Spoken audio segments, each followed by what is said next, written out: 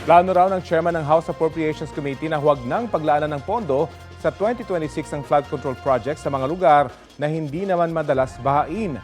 Magkakaroon din ng kanya-kanyang investigasyon ng Senado at Kamara kaugnay sa mga kontrobersya sa flood control projects. Balita hatid ni Jonathan Andal.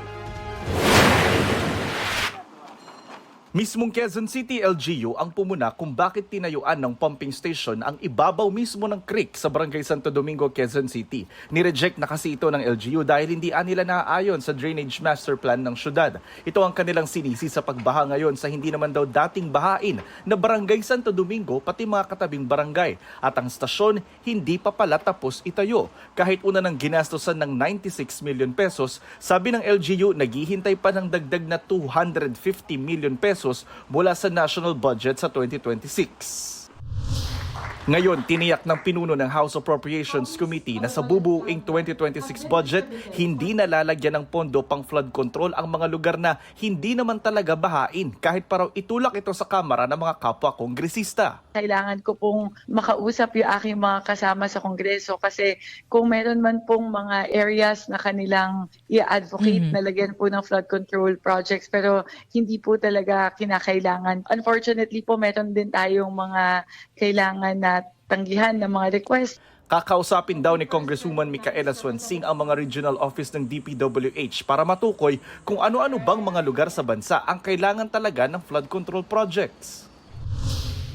Mungkahi ni dating Senate President Franklin Drilon, buwagin na ang posisyon ng mga district engineer ng DPWH. Ugataan niya ito ng korupsyon na kasabot ang mga politiko.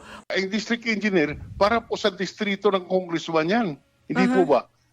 Ang nag-duplicate po sila sa trabaho ng regional director. Ang usual excuse that, pera ito ni Congressman so-and-so, pera ni Senator so-and-so. Kaya, ang ibig sabihin, hindi ka pwede makialam regional director.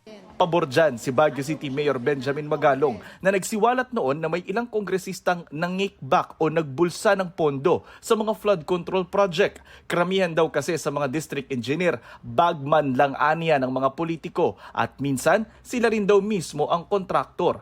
Sinusubukan pa namin kunan ng reaksyon dyan ng DPWH pero wala pa silang tugon sa ngayon.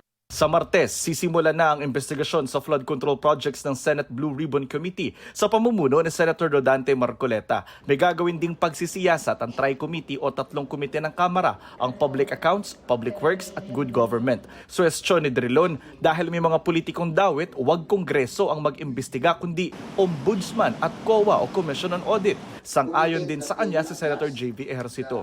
Napagbibintangan po ang dalawang kamara pero masisiguro ko lang na sa Senado wala akong kilala na may contractor sa amin.